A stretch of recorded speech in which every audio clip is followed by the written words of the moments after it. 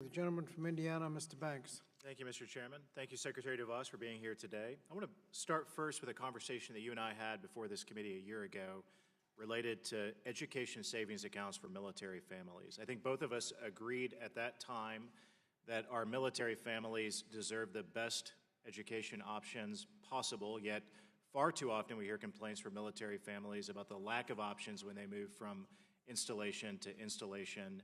Some localities offering a better education and not having better options to choose. A year ago when I introduced military education savings accounts, you expressed before this committee that the funding source, using impact aid dollars, prevented you from supporting that legislative proposal.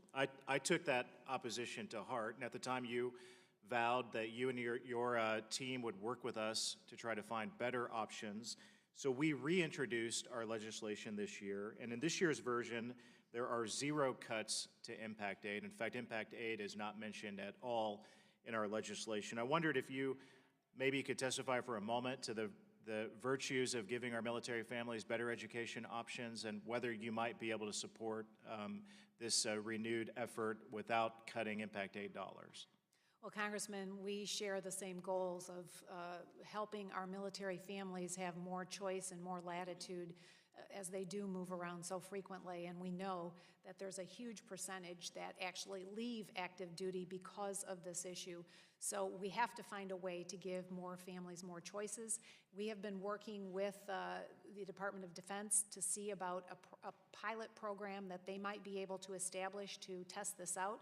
But I'd be happy to work with you, to continue to work with you on finding a way to fund this in a way that's going to work to meet the needs of military families and work from a budget perspective. We appreciate your commitment to doing that. I want to switch gears a little bit to another conversation that we've had before. Last year, I sent your department a letter requesting that you, quote, convene a senior-level working group to understand how the People's Republic of China attempts to gather U.S. technology on U.S. universities and college campuses, and to develop recommendations for protecting the U.S. technology advantage, end quote. I think we both agree that there is a serious threat on our college campuses today posed by our adversaries who steal our secrets, steal sensitive research on college campuses. Have we seen any progress over the past year since we exchanged letters on this subject? Well, I know that there have been a number of meetings between agencies that do touch on students in our country, and we know that there is more concerted or more, I guess, there's more attention to specifics around that on the part of a couple of other agencies that have more direct I understand at the time that we exchanged letters back in June and July of last year that you or your department received a briefing from the Intelligence Committee on these threats. Is that correct? That is correct, yes. Can you tell us quickly, can you estimate how many of the senior leaders in your department have a security clearance to receive briefings of this nature? I think it's a handful. Very few? Very few, yes. Okay. Could we do more to grant more security clearances to your senior team to dive more deeply I'll be happy to check into that and into these get issues? back with you. Last week, Indiana University in my state ended their relationship with the Confucius Institute. MIT dropped grants from Huawei Technologies, again on the same subject. I assume that you see that as progress?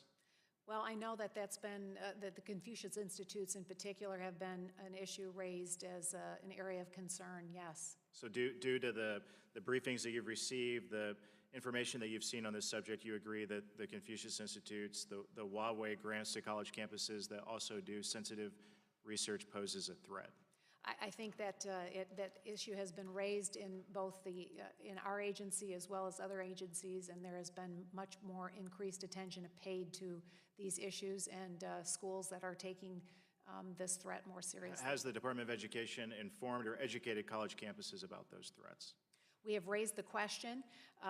The Department of Education's purview really extends to college campuses reporting their relationship in terms of gifts and contributions, and we have been much more, I would say, assertive about insisting that they be accurate in doing so.